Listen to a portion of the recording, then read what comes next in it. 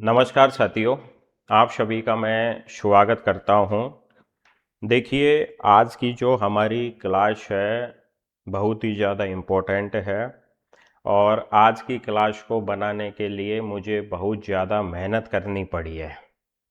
इसीलिए मैं आपसे कहूँगा कि जिस भाव उद्देश्य लगन के साथ मैं क्लास बनाता हूँ, वही भाव उद्देश्य लगन आपका भी होना चाहिए।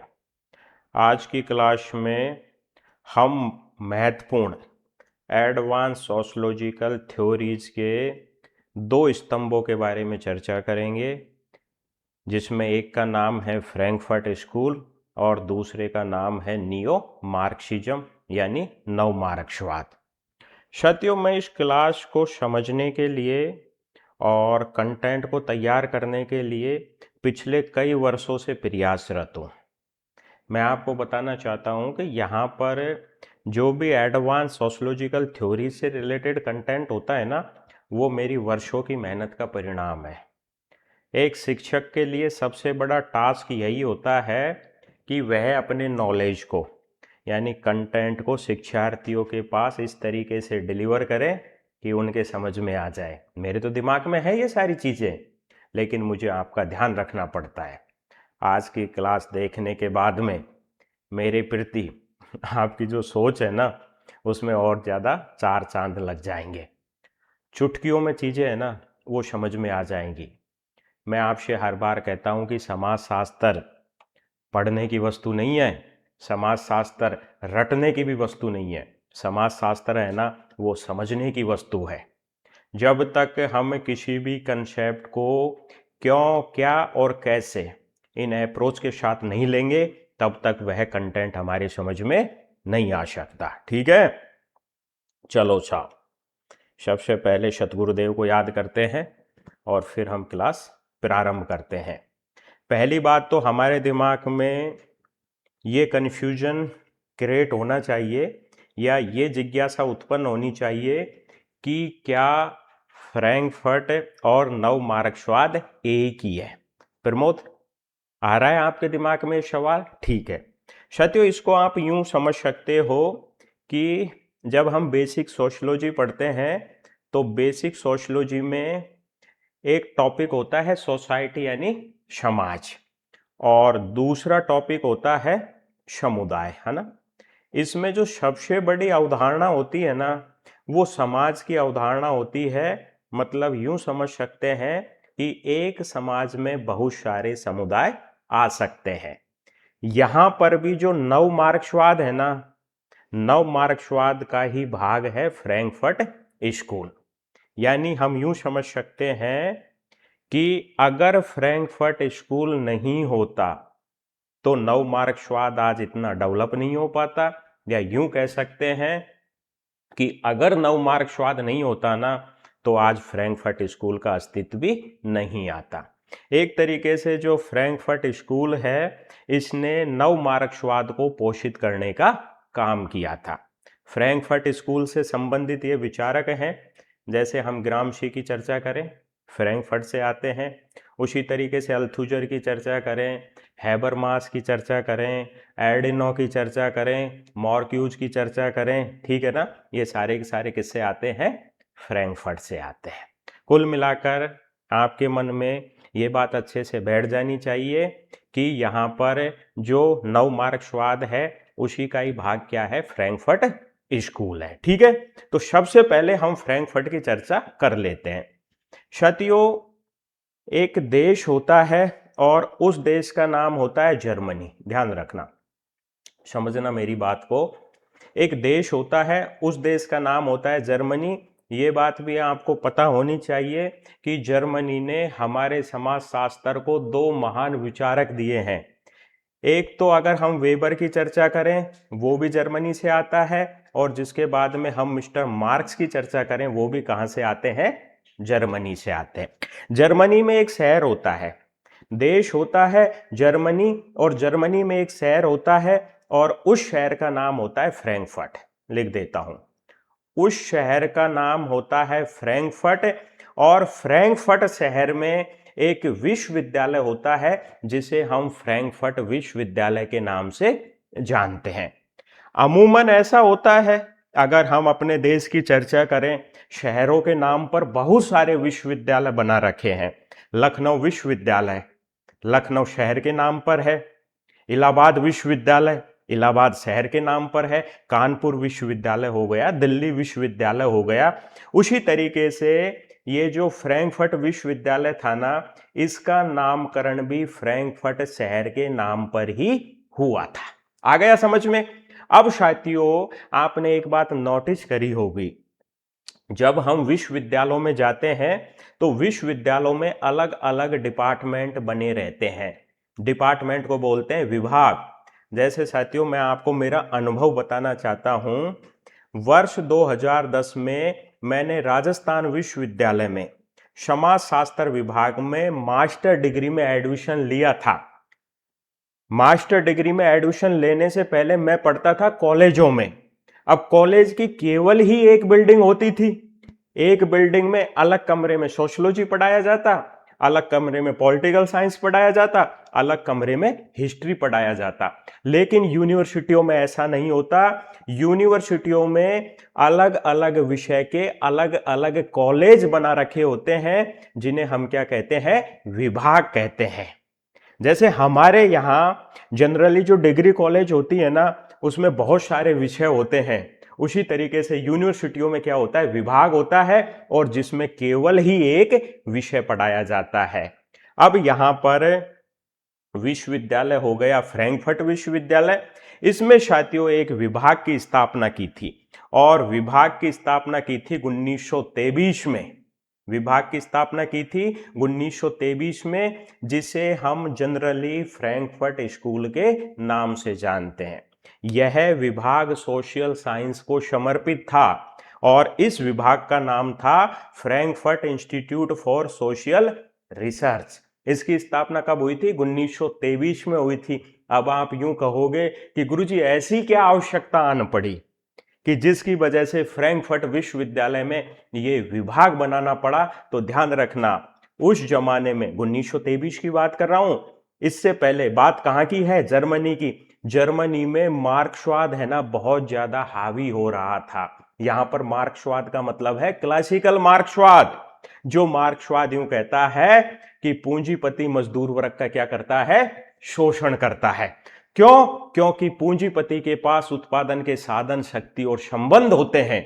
यहां पर मार्क्सवाद एक बात कह के गया था, जब हम उनके हिस्टोरिकल मटेरियलिज्म की बात करें, मेरे शब्दों को पकड़ना, यहां पर मार्क्सवाद एक बात कह के गया था, जब हम हिस्टोरिकल मटेरियलिज्म को पढ़ें तो उसने समाज को 5 भागों में वर्गीकृत किया। समझना इसको, मिस्टर मार्क्स ने समाज को 5 भागों में वर्गीकृत किया।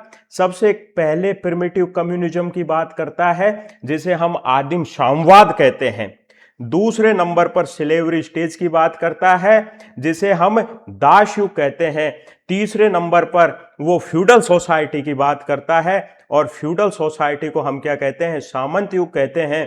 चौथे नंबर पर मार्क्सवाद यूं कहता है कि अभी जो चल रहा है वो क्या है? कैपिटलिस्टिक सोसाइटी है, यानी पूंजीवाद समाज है। और जिसके बाद में मिस्टर मार्क्स है ना, जिसने एक 5वें समाज की भी कल्पना की थी, जिसे हम समाजवाद या साम्यवाद कहते हैं। तो इतना समय बीत जाने के बाद में मुद्दा यह है, समझिए आप, मुद्दा यह है कि सबसे पहले प्रिमिटिव कम्युनिज्म निकल गया।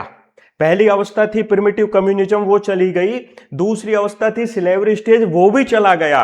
तीसरी अवस्था थी सामंत युग, वो भी चला गया।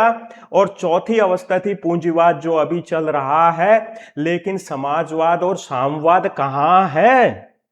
समाजवाद और साम्यवाद तो दूर दूर तक कहीं भी दिखाई नहीं देता। मतलब मिस्टर कार्ल मार्क्स है ना, वो झूठा पड़ गया। कार्ल मार्क्स का जो यहां पर सोशलिज्म और कम्युनिज्म थ्योरी है ना, वो उनकी क्या हो गई? गलत साबित हो गई। इसीलिए मार्क्स में संशोधन करने की आवश्यकता महसूस हुई, और यह संशोधन करने का काम किसने किया था? फ्रैंकफर्ट इंस्टीट्यूट ने किया, या फ्रैंकफर्ट स्कूल ने किया। एक बात और बताता हूं मैं आपको, एक तो साम्यवाद नहीं आया, इसलिए मिस्टर मार्क्स पे आपत्ति थी। दूसरी आपत्ति यह थी कि यहां पर मिस्टर मार्क्स है ना, उसने शोषण, आ रहा है प्रमोद समझ में?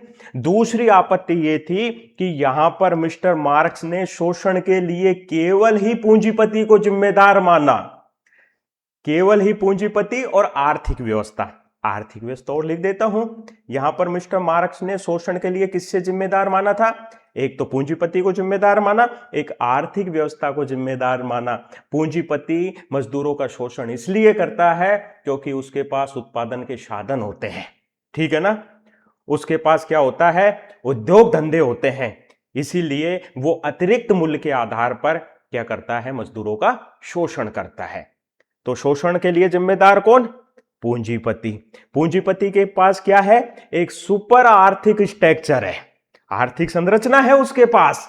लेकिन आज के जमाने में केवल पूंजीपति ही शोषण नहीं करते, आज के जमाने में संस्कृति भी शोषण करती है।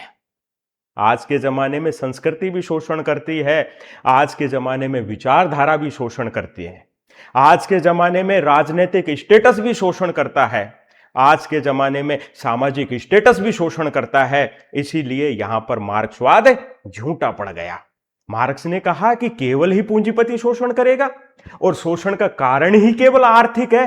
अरे आर्थिक कैसे है? अगर हम मिस्टर एंटोनियो ग्राम्शी की चर्चा करें, एंटोनियो ग्राम्शी की चर्चा करें, एंटोनियो ग्राम्शी है ना, वो हेजेमनी की बात करता है, और हेजेमनी को बोलते हैं सांस्कृतिक प्रभुत्व, कि जो शक्तिशाली संस्कृति के समूह होते हैं ना, वो लोअर संस्कृति के समूह का क्या करते हैं? शोषण करते हैं। एक एग्जाम्पल देता हूं, नागौर का एक दलित बच्चा जिसने सार्वजनिक जो पानी पीने का जलाशय था वहां पानी पी लिया, टीचरों ने उसको मारा, उसकी आंखें फोड़ दी गई और फाइनली गुजरात में इलाज के दौरान उसका मृत्यु हो गई। तो ये भी तो क्या है भाई? संस्कृति के आधार पर शोषण हुआ ना। अभी वहीं पश्चिम राजस्थान की एक घटना है, एक दलित जाति का व्यक्ति मूछें रखता था। जो हायर संस्कृति के लोग हैं उन्होंने आपत्ति दर्ज कराई कि मूछें रखने का अधिकार केवल ही हमें है, तू मूछें कैसे रख सकता है? उसका मर्डर कर दिया गया। भाई इसकी वजह से भी तो संस्कृति भी तो क्या कर रही है? शोषण कर रही है।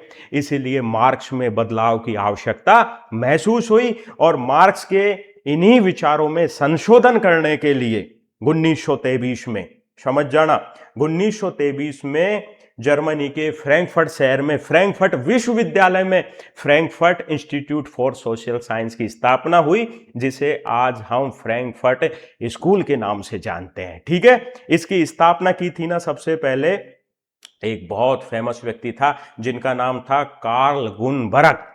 सबसे पहले 1923 में मिस्टर कार्ल गुनबर्ग ने इसकी स्थापना करी और इसको जो फाइनेंशियली मदद दी थी, यानी जो आर्थिक मदद दी थी ना, वो मिस्टर फेलिक्स वेल ने दी थी। आ गया समझ में? अब ये काम क्या करता है समझ तो आ गया होगा ना।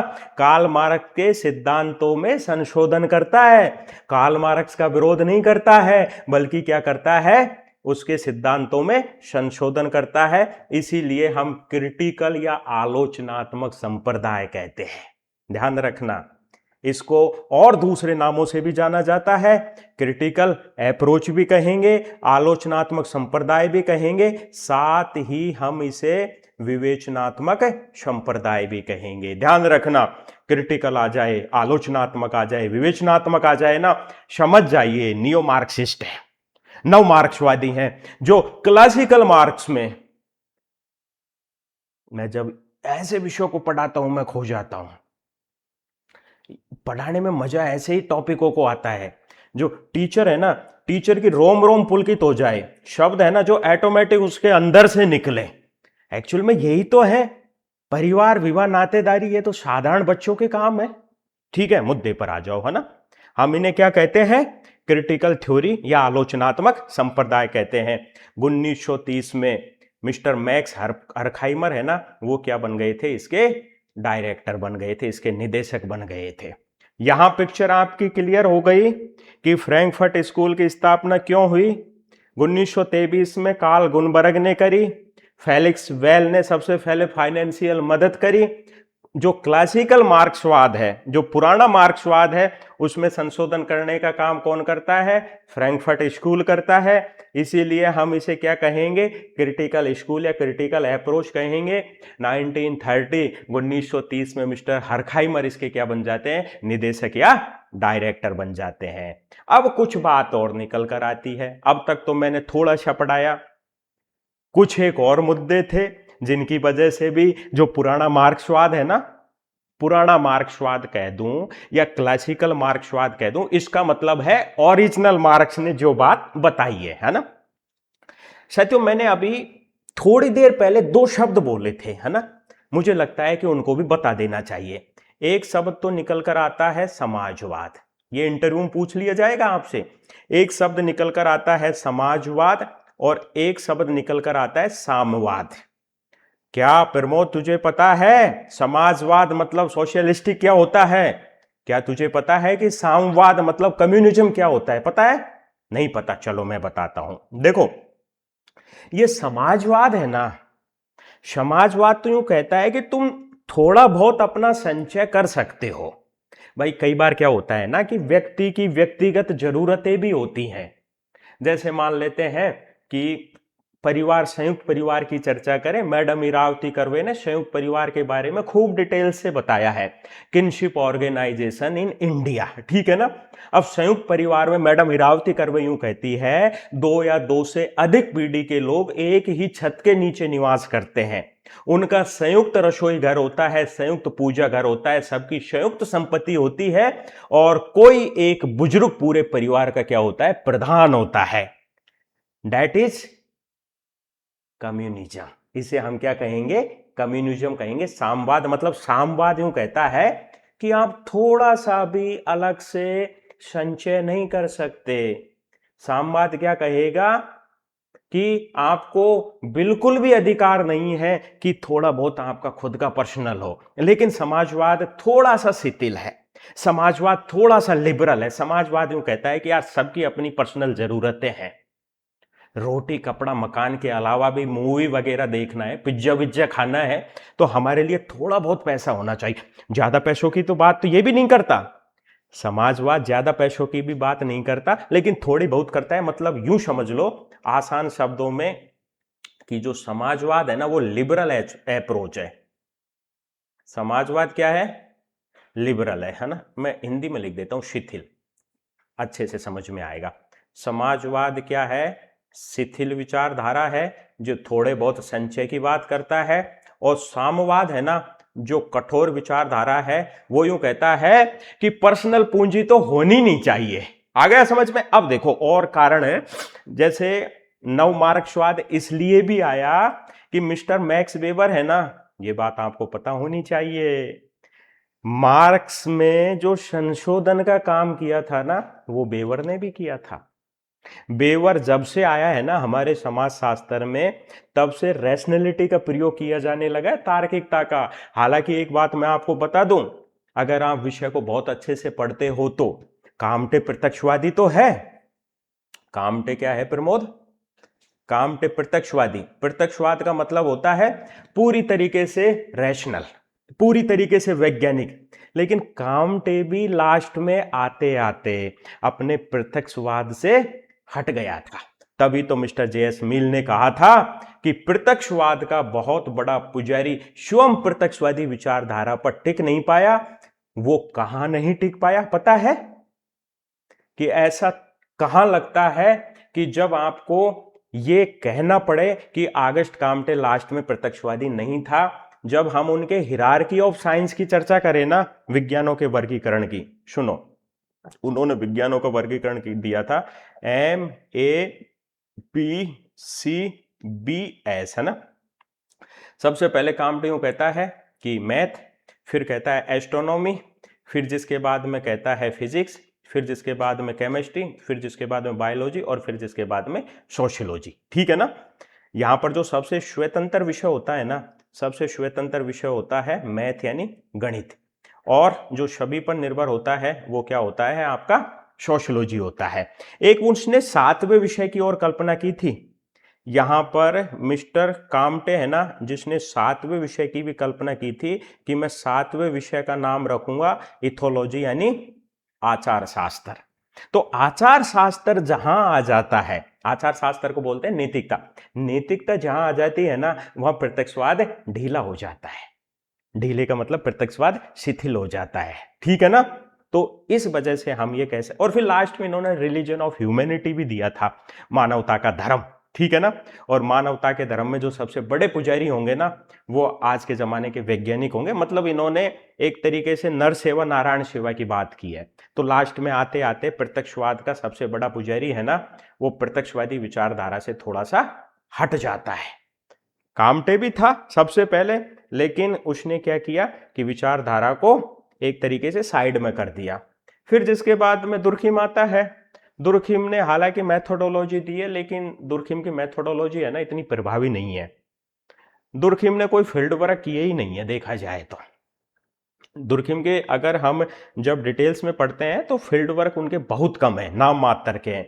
फिर जिसके बाद में स्पेंसर आता है, तो स्पेंसर साहब के ऊपर तो एक प्रश्न चिन्ह ये भी लगता है कि ये कंडीशनल सोशलॉजिस्ट थे, पैसों के लिए किताब लिखता था, principle of biology, principle of sociology, principle of psychology, man versus state, है ना, सोशल स्टेटस। मतलब इस भाई साहब ने, स्पेंसर ने सारे विषयों के ऊपर लिखा है, तो इनका कोई स्टैंड नहीं है, ठीक है ना।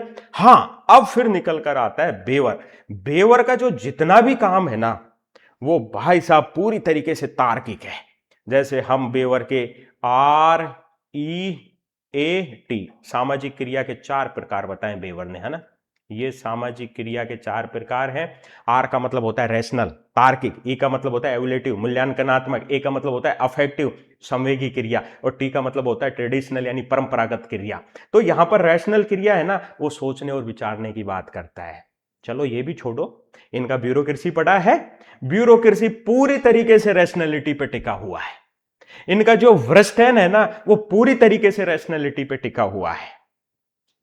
वो भी छोड़ो भाई, इन्होंने यूरोप में पूंजीवाद के लिए प्रोटेस्टेंट धर्म को जिम्मेदार बताया था, the Protestant ethic spirit of capitalism. इन्होंने कहा था कि यूरोप में पूंजीवाद इसलिए आया है कि प्रोटेस्टेंट उस समय क्या था, जिम्मेदार था, क्योंकि लोग है ना रैशनल थे। हमारे देश में पूंजीवाद इसलिए नहीं आया कि हमारे देश में आडंबर और पाखंड बहुत ज्यादा थे। दुनिया के 6 महान धर्मों का अध्ययन किया है बेवर ने, लिख देता हूं। 6 महान धर्म, सबसे पहले हिंदू धर्म की बात करता है, ठीक है ना। फिर जिसके बाद में इस्लाम धर्म की बात करता है, फिर चीनी या कन्फ्यूशियस की बात करता है, फिर बौद्ध धर्म की बात करता है, फिर यहूदी की बात करता है, फिर ईसाई की बात करता है। इनके हर एक चीज में रैशनैलिटी थी, हर एक चीज में रैशनैलिटी। फिर ये खुद ही मार्क्स का विरोध करने लग गया, या फिर बेवर के समर्थक विरोध करने लग गए कि यार मार्क्सवाद कहां है भाई, मार्क्सवाद है ना, वो आज की कंडीशन में फिट नहीं बैठ रहा, इसीलिए हमें नव मार्क्सवाद की आवश्यकता है, ठीक है। तो यहां पर बेवर है, इसको भी क्रेडिट दिया जाता है नव मार्क्सवाद के लिए। जैसा कि मैंने कहा कि कार्ल मार्क्स का समाजवाद है ना, वो क्या हो गया था, धुंधला हो गया था, ठीक है। इसकी वजह से भी क्या आता है, नव मार्क्सवाद। उस समय प्रथम विश्व युद्ध 1914 से 1918, एक फांसीवादी विचारक था जिनका नाम था मुसोलिनी। उसकी तानाशाहीता इतनी बढ़ गई थी, वो बहुत ज्यादा अति राष्ट्रवादी था, केवल अपनी ही विचारधारा दिखाई देती थी। इसकी वजह से भी लोग क्या थे, परेशान थे। लोगों ने कहा कि हमें नव मार्क्सवादी विचारधारा चाहिए, अब आवश्यकता है कि नव मार्क्सवादी विचारधारा आए। तो बेवर का रैशनैलिटी, बेवर का ब्यूरोक्रेसी, मिस्टर मार्क्स की सोशलिज्म वाली जो अवधारणा है उसका धुंधला होना, जिसके बाद में मुसोलिनी का फांसीवाद, स्टालिन का भ्रष्ट मार्क्सवाद। यहां पर जो स्टालिन है ना, सोवियत संघ, जोसेफ स्टालिन, USSR, इसका यह बहुत बड़ा तानाशाह था स्टालिन। इसने क्या किया कि लोगों की पूंजियां थी, उनके जो इंडिविजुअल प्रॉपर्टीज थी ना, उसको छीन लिया, मजदूरों को जेल में डाल दिया, ठीक है ना, लोगों को जबरदस्ती उसने मरवा दिया। तो इसकी वजह से भी आवश्यकता पड़ी कि अब नियो मार्क्सिज्म आना चाहिए। और एक और विचारधारा थी, आरपीएससी असिस्टेंट प्रोफेसर में पूछा गया है, प्रैक्सिस की विचारधारा, बहुत इंपॉर्टेंट है, ये नेट की परीक्षा में भी पूछा गया है। प्रैक्सिस विचारधारा, प्रैक्सिस विचारधारा है ना, वो सिद्धांत और क्रिया की बात करता है। अरे ये प्रश्न पूछा जाएगा, प्रैक्सिस विचारधारा सिद्धांत और क्रिया की बात करता है, मतलब प्रैक्सिस विचारधारा यूं कहता, जर्मन शब्द है ये प्रैक्सिस, ये यूं कहता है कि जो सिद्धांत है उस सिद्धांत के अनुसार ही क्रिया होनी चाहिए। अब मैं बड़ी बड़ी बातें करता हूं, ठीक है ना, बड़ा लंबा लंबा फेंकता हूं, और मैं खुद ही उन पे खरा नहीं उतरूंगा। पंडित जी खुद बैंगन खाने की मना करे, स्वयं घर जाके श्रीमती जी से बैंगन की सब्जी बनवा रहे हैं, तो ये प्रैक्सिस है ना, ये भी जिम्मेदार है, क्योंकि मिस्टर मार्क्स के जो सिद्धांत थे ना, उनके अनुसार क्रिया तो हुई नहीं, क्रिया नहीं हुई, तो फिर नियो मार्क्सिज्म आना पड़ा। ठीक है, नव मार्क्सवाद की आवश्यकता महसूस हुई, ये बहुत इंपॉर्टेंट है। और इसी वजह से 1923 में कार्ल गुनबर्ग ने जर्मनी के शहर फ्रैंकफर्ट विश्वविद्यालय में सोशल साइंस रिसर्च सेंटर की स्थापना करी, जिसे हम फ्रैंकफर्ट स्कूल के नाम से जानते हैं। 1930 मिस्टर हरखाइमर इसके क्या बन गए थे, डायरेक्टर बन गए थे। अब मुझे बता प्रमोद और ऑनलाइन देखने वालों महानुभाव, अब बताओ इसमें कहां दिक्कत आई, कुछ नहीं आई ना? तो इसीलिए मैं कहता हूं कि आप कोई चीज को पढ़ो ना, बहुत मजे से पढ़ा करो, ठीक है। अब देखो, ये फ्रैंकफर्ट जो स्कूल है ना, ये नव मार्क्सवाद की एक शाखा है, इससे संबंधित ये विचारक हैं। जिसके बाद में जॉर्ज लुकाक्स, जिनकी बहुत फेमस किताब हिस्ट्री एंड क्लास कॉन्शियसनेस, ये मिस्टर जॉर्ज लुकाक्स, ये फ्रैंकफर्ट से आता है। मिस्टर हरखाइमर 1930 में डायरेक्टर बन गए थे, फ्रैंकफर्ट से आते हैं। थियोडोर एडर्नो, ये फ्रैंकफर्ट से आता है। एरिक फ्रॉम, ये फ्रैंकफर्ट से आता है। हर्बर्ट मार्क्यूज, ये फ्रैंकफर्ट से आते हैं। वाल्टर बेंजामिन, ये फ्रैंकफर्ट से आता है। यूर्गेन हेबरमास, ये फ्रैंकफर्ट से आता है। और लुई अल्थुजर, ये फ्रैंकफर्ट से आते हैं। एक तरीके से ये सारे के सारे हैं ना, ये नव मार्क्सवादी है, ठीक है ना। आ गया यहां पर फ्रैंकफर्ट स्कूल। अब देखो साहब, अब हम नव मार्क्सवाद के बारे में चर्चा करते हैं। मुझे पूर्ण उम्मीद है अगर फ्रैंकफर्ट से कोई सवाल आ गया ना, चाहे वो लिखित परीक्षा हो चाहे वस्तुनिष्ठ परीक्षा हो, आपका प्रश्न गलत नहीं हो सकता, ठीक है। अब देखो साहब, हमने फ्रैंकफर्ट पढ़ लिया, जो नव मार्क्सवाद की एक शाखा है, ठीक है ना, जिसने नव मार्क्सवाद को पोषित करने का काम किया। या यूं कह सकते हैं कि फ्रैंकफर्ट की वजह से नव मार्क्सवाद है जो अस्तित्व में आया। अब मुद्दा ये निकल कर आता है कि नव मार्क्सवाद क्या है। ये बात तो आपको पता है ना कि नव मार्क्सवाद क्यों आया, क्योंकि पुराना क्लासिकल मार्क्सवाद है ना, वो क्या हो गया था, झूठा हो गया था। क्यों झूठा हो गया था कि जो पुराना मार्क्सवाद है ना, ये भाई साहब आर्थिक संरचना और वर्ग संघर्ष की बात करता है। जैसे साथियों, यहां पर मिस्टर मार्क्स है, वो सब स्ट्रक्चर और सुपर स्ट्रक्चर की बात करता है। मैं लिख देता हूं, मिस्टर मार्क्स है ना, नीचे लिखते हैं, ठीक है। मिस्टर मार्क्स हैं, वो एक तो सब स्ट्रक्चर की बात करता है, और जिसके बाद में मिस्टर मार्क्स है ना, वो भाई साहब सुपर स्ट्रक्चर की बात करता है। समझना इसको, जिसके बाद में मिस्टर मार्क्स इसकी बात करता है सुपर स्ट्रक्चर की। ये जो सब स्ट्रक्चर है, इसे हम आर्थिक संरचना बोलेंगे, ठीक है ना। और ये जो सुपर स्ट्रक्चर है ना, सुपर स्ट्रक्चर को हम क्या बोलेंगे, सामाजिक संरचना बोलेंगे। अब मिस्टर मार्क्स यूं कहता है कि जब सब स्ट्रक्चर में परिवर्तन आता है ना, यानी जब आर्थिक संरचना में परिवर्तन आता है, तो उसी की बदौलत सुपर स्ट्रक्चर में भी परिवर्तन आता है। अब आप यूं कहोगे कि गुरुजी सामाजिक संरचना क्या है, धर्म, जनरीतियां, फैशन, ठीक है ना, संस्कृति, मानदंड, राजनीति, ये सारे के सारे क्या है, सामाजिक संरचना है। मैंने क्या कहा कि जब यहां पर सब स्ट्रक्चर में परिवर्तन आएगा तो सुपर स्ट्रक्चर में परिवर्तन आएगा, मतलब जब आर्थिक संरचना में परिवर्तन आएगा तो सामाजिक संरचना में परिवर्तन आएगा। तो यहां पर सामाजिक संरचना के लिए जिम्मेदार कौन, आर्थिक संरचना, इसे ही हम क्या कहेंगे, आर्थिक निर्धारणवाद कहेंगे। और समाजशास्त्र में आर्थिक निर्धारणवाद की बात कौन करता है, इकोनॉमिक डिटरमिनिज्म की बात करता है मिस्टर कार्ल मार्क्स। पढ़ा है ना आर्थिक निर्धारणवाद, लेकिन यह भी तो पता होना चाहिए व्हाट इज आर्थिक निर्धारणवाद। ठीक है, लिख देता हूं। इसीलिए हमारे समाजशास्त्र में ध्यान रखना, आर्थिक निर्धारणवाद की बात कौन करता है प्रमोद, कार्ल मार्क्स करता है। क्योंकि अर्थव्यवस्था ही है ना, वो क्या करती है, सब कुछ निर्धारित करती है। हमेशा वो वर्ग संघर्ष को देखता है, बुर्जुआ और सर्वहारा। ध्यान रखना, मिस्टर मार्क्स ने दो वर्ग बताए मेनली। सबसे पहले वो बुर्जुआ की बात करता है, जिसे हम हायर क्लास या पूंजीपति कहेंगे, और जिसके बाद में मिस्टर मार्क्स है ना सर्वहारा की बात करता है, जिसे हम मजदूर वर्ग कहेंगे। हमेशा मर गया, मार्क्स मर गया, लेकिन हमेशा उन्होंने इन दोनों वर्गों के संघर्ष को देखा। लेकिन जो नव मार्क्सवाद है ना, वो यूं कहता है कि भाई साहब मिस्टर मार्क्स, जरूरी नहीं कि आर्थिक संरचना ही समाज में बदलाव लाए। अरे भाई, संस्कृति भी समाज में बदलाव लाती है, विचारधारा भी समाज में बदलाव लाती है, शिक्षा, मीडिया, राजनीति, इनसे भी समाज में बदलाव होता है। तुमने तो इन पे चर्चा ही नहीं करी।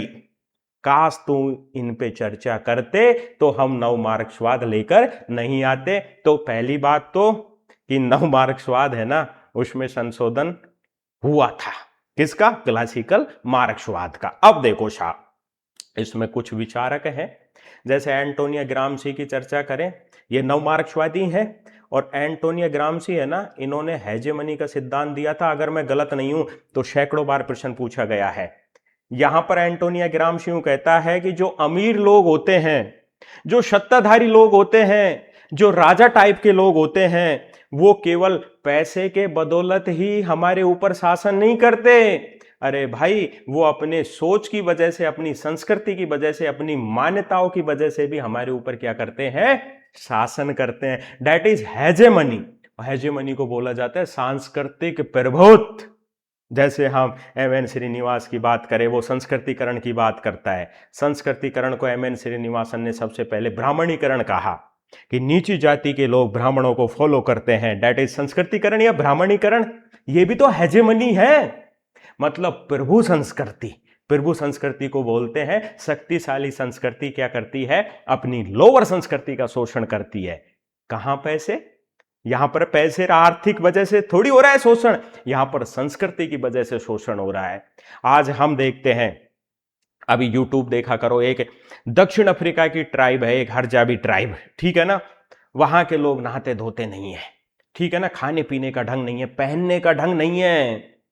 तो वो लोग है ना सिमट गए। आज दुनिया की जो मुख्य धारा है उसमें वो दूर है, कनेक्शन नहीं हो पाया। मतलब उनकी संस्कृति को दबा दिया है। कौन सी संस्कृति ने, जो समाज में अपना स्थान बना चुकी है, उसने दबा दिया।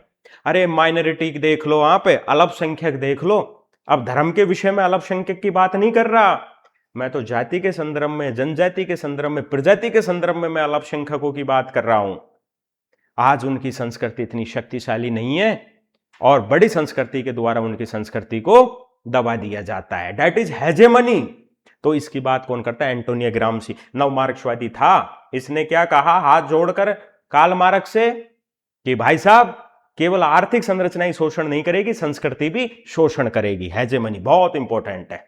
आ गया समझ में, हेजेमनी की बात करता है। फिर देखो साहब, फिर जिसके बाद में अगला निकल कर आता है मिस्टर लुई अल्थ्यूजर, बहुत इंपॉर्टेंट है। वैचारिक राजतंत्रों की बात करता है ये, ठीक है।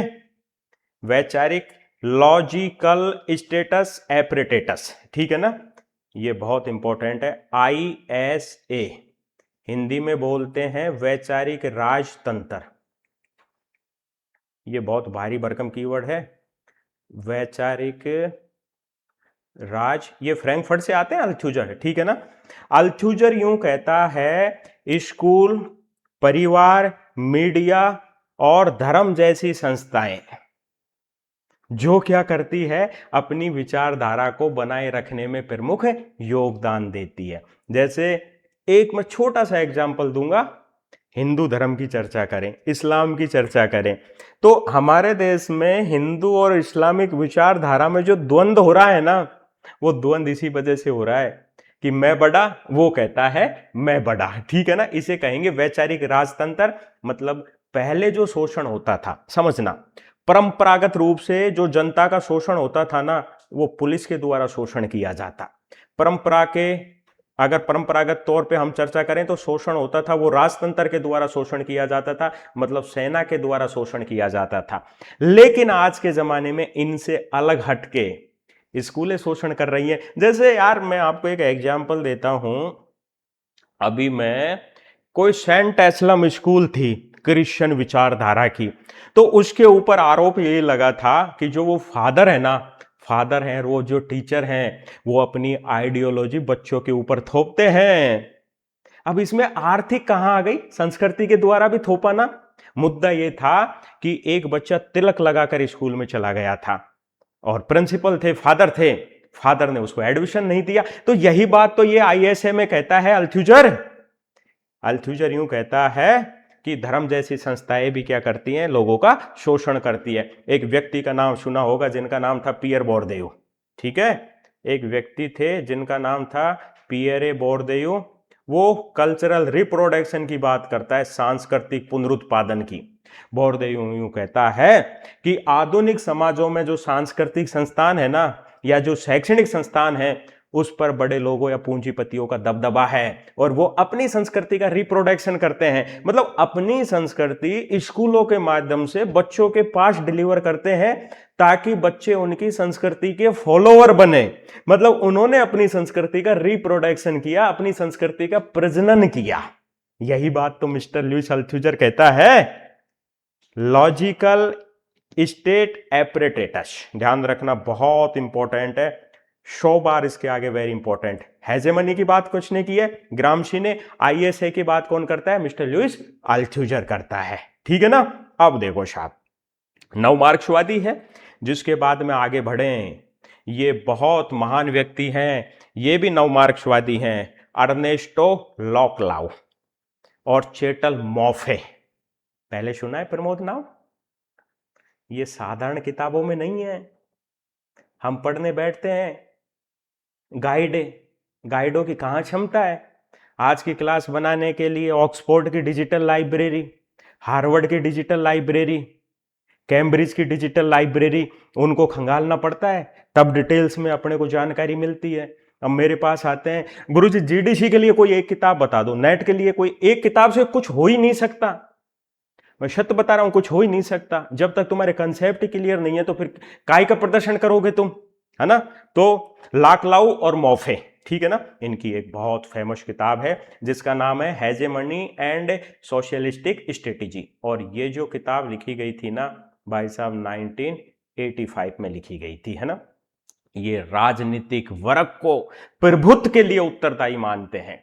आपने एक बात सुनी होगी कि दुश्मन का दुश्मन अपना क्या होता है, दोस्त होता है। तो यहां पर राजनीति के संदर्भ में ये हेजेमनी की बात करता है, आंदोलन के संदर्भ में ये हेजेमनी की बात करता है। जैसे साथियों, एक छोटा सा मैं एग्जांपल देता हूं, दिल पे मत लेना। जातिगत जनगणना, है ना, जातिगत जनगणना, ठीक है। और हमारे देश में जो लास्ट जातिगत जनगणना हुई थी, जिसके आंकड़े पब्लिश किए थे ना, वो 1931 में पब्लिश हुए थे, ठीक है ना। जिसके बाद में आंकड़े सार्वजनिक नहीं किए हैं। अभी मांग ये उठ रही है कि जातिगत जनगणना करवाई जाए। तो जितने भी अपोजिशन वाली पार्टी हैं, चाहे आरजेडी हो गया, है ना, लालू जी की पार्टी हो गई, चाहे समाजवादी पार्टी हो गई, चाहे कांग्रेस हो गई, चाहे आम आदमी पार्टी हो गई, या फिर ममता बनर्जी की पार्टी हो गई, तो वो है ना किसके खिलाफ लड़ाई लड़ रहे हैं, सत्ताधारी पार्टी। सत्ताधारी पार्टी कौन है, भारतीय जनता पार्टी। तो एक तरीके से अगर देखें तो भारतीय जनता पार्टी उनकी दुश्मन हो गई। अब उनकी दुश्मन हो गई तो ये सारे के सारे अपने क्या हो गए, दोस्त हो गए। अब ये जब सब एक जैसे उद्देश्य के साथ, इसको मत देखो, ये तो सब लिखावट है ना, जब एक जैसे उद्देश्य के साथ कोई आंदोलन किया जाता है तो सारे समूह मिल जाते हैं, उनमें यूनिटी बन जाती है, वो शक्तिशाली बन जाते हैं और अपना प्रभुत्व क्या कर लेते हैं, स्थापित कर लेते हैं। यहां शोषण हुआ सर्वहारा का, यहां अतिरिक्त मूल्य का सिद्धांत आया, यहां सब स्ट्रक्चर सुपर स्ट्रक्चर आया, यहां उत्पादन के साधन शक्ति संबंध आए, दुनिया के मजदूरों तुम एक हो जाओ, इन परतंत्रता की जंजीरों को तोड़ दो, वध कर दूंगा हंसने का प्रयास किया तो। यार इतना मतलब इतने तुम लापरवाह कैसे हो सकते हैं? जब एक शिक्षक पूरी तरीके से भाव विभोर हो रहा है तो यहां मार्क्स आया, कुछ नहीं आया ना, मिस्टर मार्क्स नहीं आया, तो ये क्या है, नियो मार्क्सिज्म है। इसे हम क्या कहेंगे, नव मार्क्सवाद कहेंगे। ठीक है, मतलब ध्यान रखना, लाकलाउ और मॉफे इनकी किताब है हेजेमनी एंड सोशलिस्टिक स्ट्रेटेजी। ये राजनीतिक वर्गों की बात करता है, राजनीतिक वर्गों की बात करता है, जिसके बाद में ये आंदोलनों की बात करता है, सामाजिक आंदोलन। ठीक है, इनके द्वारा भी अपना प्रभुत्व स्थापित किया जाता है, दैट इज नियो मार्क्सिज्म। फिर देखो साहब, जिसके बाद में आगे बढ़े, फिर हम चर्चा करें डेविड हार्वे। अरे बहुत मजा, डेविड हार्वे। ठीक है, डेविड हार्वे की जो किताब है ना, the condition of post modernity, 1989 में लिखी थी। मैंने आपको स्टार्टिंग में क्या कहा, आज की क्लास देखने के बाद में आपकी विचारधारा बदल जाएगी। आपको पता है डेविड हार्वे हैं, वो स्पेशियल फिक्स की बात करता है। नाम सुना है स्पेशियल फिक्स, जिसे हम स्थानिक सुधार कहते हैं। हिंदी में लिख देता हूं, ये पूछा जा सकता है। स्थानिक सुधार की बात कौन करता है प्रमोद? डेविड हार्वे करता है। इनकी किताब का क्या नाम था? The condition of post modernity. और कब लिखी गई थी? 1989 में। इन्होंने शहरी क्षेत्र का जिक्र किया है। अब देखो साहब, यहां पर इसको इस तरीके से समझो, जब हम क्लासिकल मार्क्सवाद पढ़ते हैं ना, तो शोषण के ये सारी चीजें जो मैंने बताया था, उत्पादन के साधन शक्ति संबंध, वर्ग संरचना, ठीक है ना, फॉल्स कॉन्शियसनेस की भी बात करता है, मिथ्या चेतना की मिस्टर कार्ल मार्क्स से। तो वहां पर क्या करता है, अर्थव्यवस्था के आधार पर शोषण करता है। ठीक है, पूंजीपति है ना, कोई फैक्ट्री स्थापित कर देगा और एक बार पैसा लगा देगा, उसमें मजदूर काम करेंगे और जिंदगी भर वो बैठा बैठा खाएगा। लेकिन यहां पर जो स्थानिक सुधार है ना, स्पेशियल फिक्स है, उसमें डेविड हार्वे यूं कहता है कि भाई साहब, यहां पर जो पूंजीपति वर्ग होता है ना, वो पूंजीपति वर्ग स्थान बदलकर, आपने देखा होगा कि ये जो डीलर होते हैं ना, प्रॉपर्टी डीलर होते हैं शहरों में, कॉरपोरेट जगत के जो बड़े बड़े बिल्डर होते हैं, वो क्या करते हैं, वहीं इन्वेस्ट करते हैं जहां उनको फायदे का सौदा होता है। तो यहां पर यही बात ये कहते हैं कि पूंजीवाद केवल आर्थिक प्रणाली नहीं है, बल्कि ये ज्योग्राफी स्थानिक विकास से जुड़ा हुआ है। मतलब पूंजीवाद वहीं जाता है जहां मुनाफा अधिक मिलता है और वहां से वो कट लेता है या वहां से वो हट जाता है जहां मुनाफा उसको कम मिलता है। इसे हम क्या कहेंगे, स्पेशियल फिक्स कहेंगे। मतलब यहां पर पूंजीपति, बिल्डर, कॉरपोरेट सेक्टर के उद्योगपति, वो क्या करते हैं, स्थान बदलते रहते हैं, कॉलोनियां काटते रहते हैं और लोगों का शोषण करते रहते हैं। यहां पर भी तो अधिपत्य आया ना भाई, उन्होंने इनडायरेक्टली शोषण किया और उनके शोषण को लोग है ना समझ नहीं पाते, कुछ हद तक उसको जायज भी मानते हैं।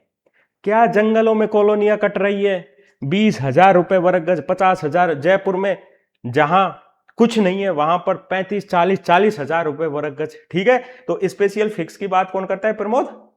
डेविड हार्वे करता है। आ गया समझ में?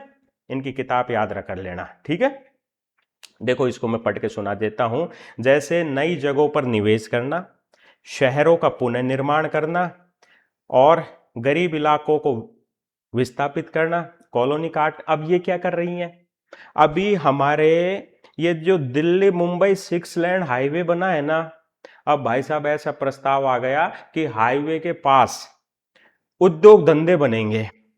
अब वो गरीबों की जमीन जबरदस्ती छीनी जाएगी।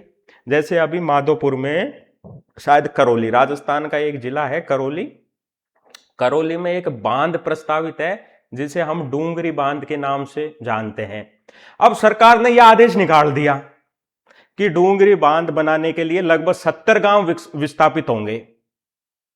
भाई 70 भांकड़ा नांगल बांध बना था ना, तो बहुत सारे गांव विस्थापित हुए थे। तो ये भी तो क्या है, एक शोषण का तरीका है। तो इसीलिए लोग है ना स्थान बदल बदल कर क्या करते हैं, शोषण करते हैं। स्पेशल फिक्स, आप तो एक शब्द याद रख लेना, स्पेशल फिक्स की बात कौन करता है, डेविड हार्वे करता है। ठीक है। फिर जिसके बाद में इमैनुअल वॉलरस्टीन, जिन्होंने वर्ल्ड सिस्टम थ्योरी दी थी, बहुत इंपॉर्टेंट है। इमैनुअल वॉलरस्टीन ने क्या दी थी, वर्ल्ड सिस्टम थ्योरी। दुनिया को 3 भागों में बांटा है, दुनिया के देशों को 3 भागों में बांटा है। सबसे पहले कोर देश, केंद्रीय देश, फिर अर्ध परिधि देश, और फिर जिसके बाद में परिधि देश। जो कोर देश होते हैं ना, वो अमीर होते हैं।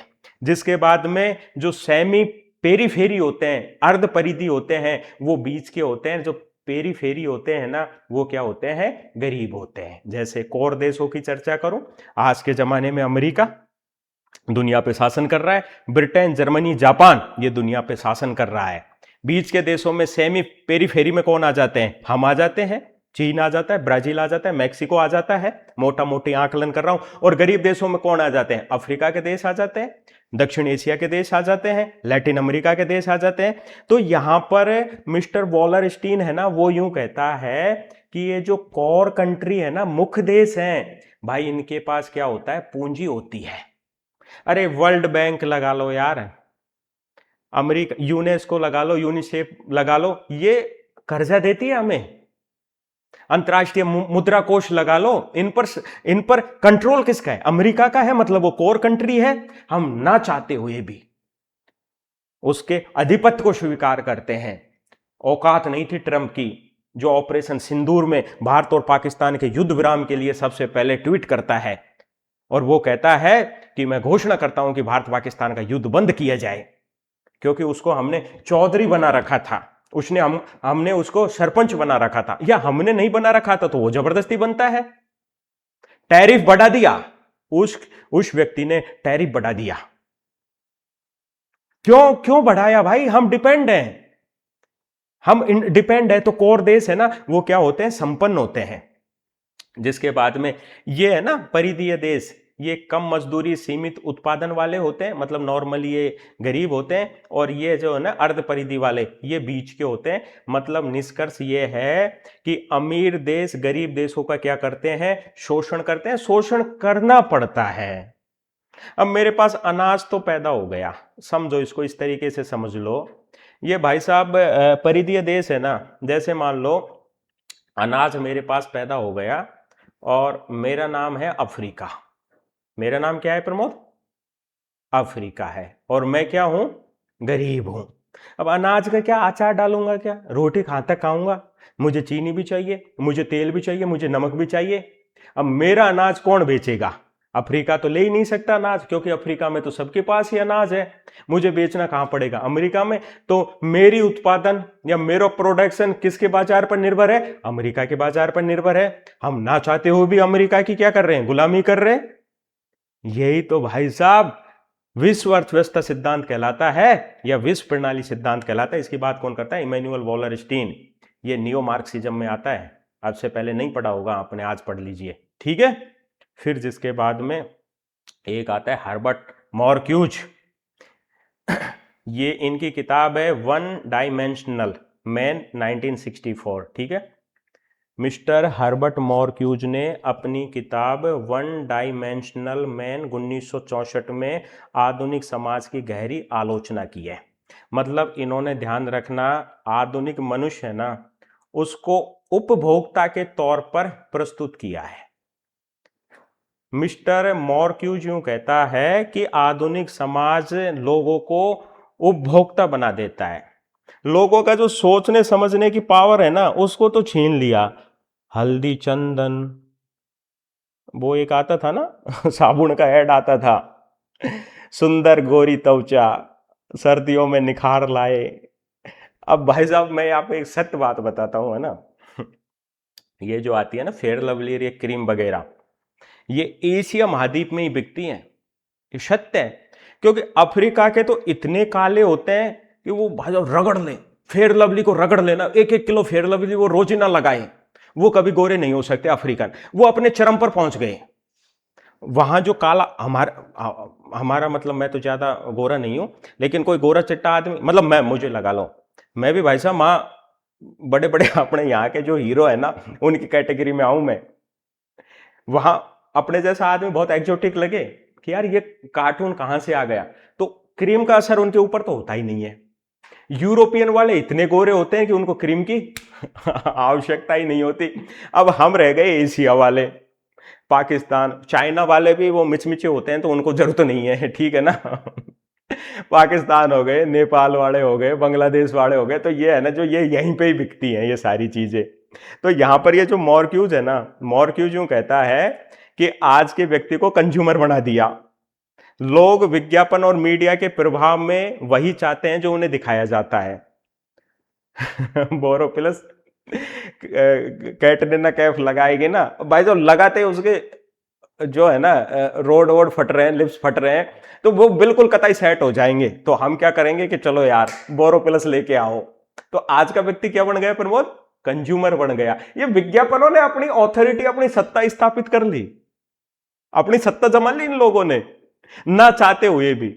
आज हमारे ऊपर शासन कर रही है कैटरीना, आज हमारे ऊपर मतलब ये जो है ना जैकलिन फर्नांडिस हो गए, सलमान खान हो गए। अब वो आता है सलमान खान, डर के आगे जीत है।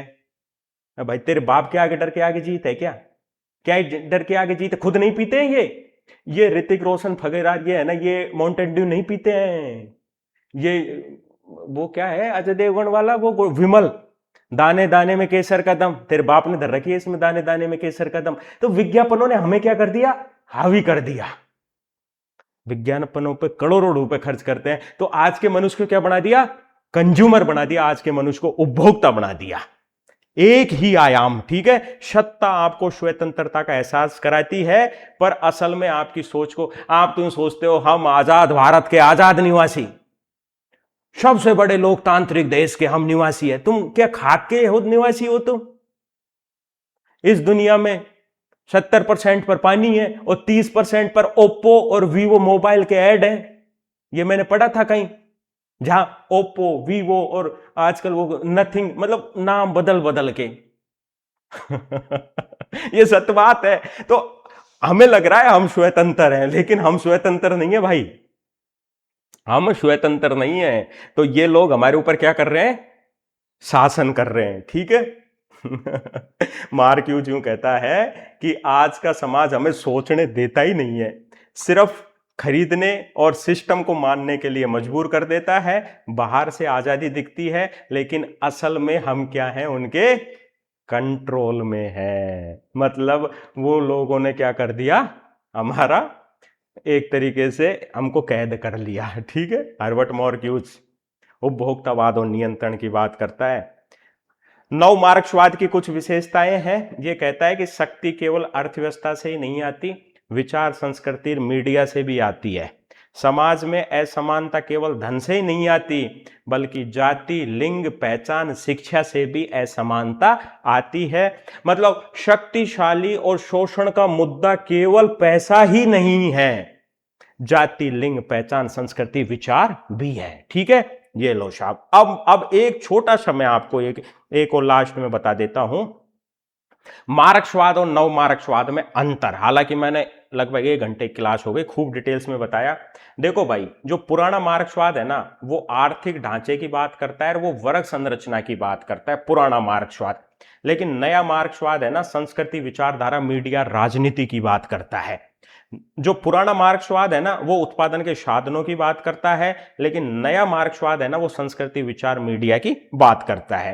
पुराने मार्क्सवाद में केवल 2 ही वर्ग थे, एक तो श्रमिक वर्ग, एक पूंजीपति, यानी एक तो बुर्जुआ, एक सर्वहारा। लेकिन आधुनिक मार्क्सवाद, नव मार्क्सवाद है ना, उसमें जाति भी एक वर्ग हो गया, प्रजाति भी एक वर्ग हो गया, जेंडर ये फेमिनिज्म भी एक वर्ग हो गया, पहचान आइडेंटिटी भी एक वर्ग हो गया, एजेंसी भी एक वर्ग हो गया, कल्चर भी एक वर्ग हो गया, बहुत सारे वर्ग हैं। जिसके बाद में ध्यान रखना, अधिसंरचना आर्थिक आधार को नियंत्रित करती है, लेकिन यहां पर ध्यान रखना अधिसंरचना को स्वतंत्र महत्व मिलता है, विचारधारा बड़ी भूमिका, यहां पर विचारधारा भी अपना प्रमुख रोल अदा करती है। ठीक है, और प्रमुख विचारक क्लासिकल मार्क्सवाद के मिस्टर मार्क्स और एंजल्स, द होली फैमिली 1848, साम्यवादी घोषणा पत्र है ना, कम्युनिस्ट मैनिफेस्टो, होली फैमिली नहीं है, कम्युनिस्ट मैनिफेस्टो। ठीक है, ये क्लासिकल मार्क्सवाद के हैं। आज के तो ग्रामसी, मोरक्यूज, हार्वे, वॉलरस्टीन, ठीक है, एडर्नो, ये सब है। मतलब यहां पर जो क्लासिकल मार्क्सवाद है ना, वो अर्थव्यवस्था को शोषण का जिम्मेदार मानता है। आज का संस्कृति विचार अर्थव्यवस्था को शोषण का मानता है। ये लो साहब, ये आपका आज की जो क्लास है कंप्लीट हो जाता है। एक बार रिमाइंडर कर दूं, नव मार्क्सवाद की विशेषता कि शोषण केवल अर्थव्यवस्था से ही नहीं होता, विचार, संस्कृति, जाति, धर्म से भी शोषण होता है। ठीक है, हर्बर्ट मॉर्क्यूज का ये याद कर लेना भाई, ये उपभोक्तावाद की बात करता है, वन डायमेंशनल मैन। ठीक है, ये इनकी किताब है। उपभोक्तावाद की बात कौन करता है? हर्बर्ट मॉर्क्यूज करता है ना। ये कहता है कि आज के व्यक्ति को क्या बना दिया है? उपभोक्ता बना दिया है। ठीक है, फिर जिसके बाद में वर्ल्ड सिस्टम थ्योरी की बात कौन करता है? मिस्टर वॉलरस्टेन करता है। 3 भागों में बांटा है, कोर, सेमी पेरिफेरी और पेरिफेरी। ठीक है, फिर जिसके बाद में डेविड हार्वे स्पेशल फिक्स स्थानिक सुधार की बात करता है। ठीक है ना, स्थिति परिवर्तन, ये इनकी किताब है, the condition of post modernity. फिर जिसके बाद में लॉकलाउ और मॉफे, ठीक है ना, हेजेमनी एंड सोशल स्ट्रेटेजी, राजनीति और सोशल मूवमेंट, सामाजिक आंदोलनों की बात करता है। ठीक है, फिर जिसके बाद में अल्थुजर जो आईएसए की बात करता है ना। फिर जिसके बाद में यहां पर एंटोनियो ग्राम्सी जो किसकी बात करता है? हेजेमनी की बात करता है। अब जो हमारी नव मार्क्सवाद की, अब इससे संबंधित विचारक, ठीक है ना, अब इसमें जो मैन है ना, वो हम मैन विचारकों को पढ़ेंगे। तो नव मार्क्सवाद हो गया, फ्रैंकफर्ट जो नव मार्क्सवाद का ही हिस्सा है। ठीक है, ये लो साहब, ये फोटो है ना, ये सारे नव मार्क्सवादी हैं। एक दिन यूट्यूब पर एक महिला कमेंट्स कर रही थी, गुरुजी इनकी शक्ल सबकी एक जैसी है। भाई ये आर्टिफिशियल इंटेलिजेंसी से बनाया है ना, तो एक जैसी होगी। मुद्दा समझो आप, मुद्दा। ठीक है, ये लो साहब, 56 मिनट और 36 सेकंड। अब बताओ प्रमोद, कोई डाउट किसी भी तरीके का? और डाउट रहना भी नहीं चाहिए, अगर डाउट रह गया ना तो वो फिर डाउट जीवन में क्लियर होगा भी नहीं।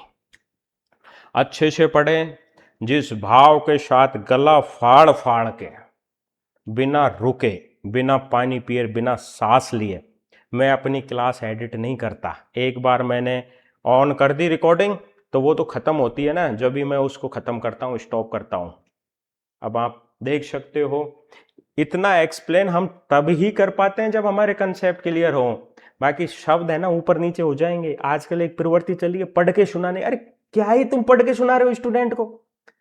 जो पीएचडी कर रहा है, जिसने मास्टर डिग्री कर ली, वो तो खुद ही पढ़ लेगा। मेरे पास आते हैं स्टूडेंट, गुरुजी प्रैक्टिस करवा दो। प्रैक्टिस का मतलब ये होता है कि उनको ऑब्जेक्टिव प्रश्न मैं करवा दूं। क्या करवा दूं? पढ़ के सुनाऊं? क्या करूं कि हेजेमनी की बात कौन करता है? ग्रामशी करता है। डिस्कोर्स ऑन पॉजिटिव स्पिरिट किसकी है? पॉजिटिव फिलॉसफी किसकी है? फिर 4 ऑप्शन दूं, वो एक ऑप्शन। ये होते हैं गधा विश्व सिस्टम। वॉलरस्टेन ने तो क्या बताया था? विश्व आर्थिक सिद्धांत। ये है गधा एजुकेशन सिस्टम या गधा एजुकेशन सिद्धांत। इससे अच्छा आप खुद बुक से निकालो ना।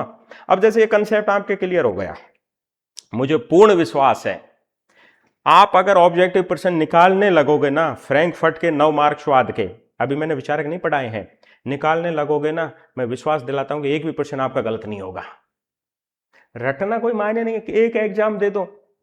कोई भी एग्जाम में 100 प्रश्न आते हैं, फैक्ट के तो लगभग 30-35 ही आते हैं। 70 प्रश्नों के लिए क्या करोगे? पट्टियां गिनोगे? वो 70 प्रश्न तभी होंगे जब हमारे कंसेप्ट क्लियर है। फैक्ट तो सबसे ही आते हैं। जो मेरिट टकराती है ना, सिलेक्शन वंचित होना, सिलेक्शन प्राप्त करना, वो वही 10-15 प्रश्नों का हेरफेर रहता है। ठीक है ना, बाकी पढ़ो अच्छे से। शुभकामना है मेरी। मां शारदा आपकी प्रत्येक मनोकामना पूर्ण करें। Thank you.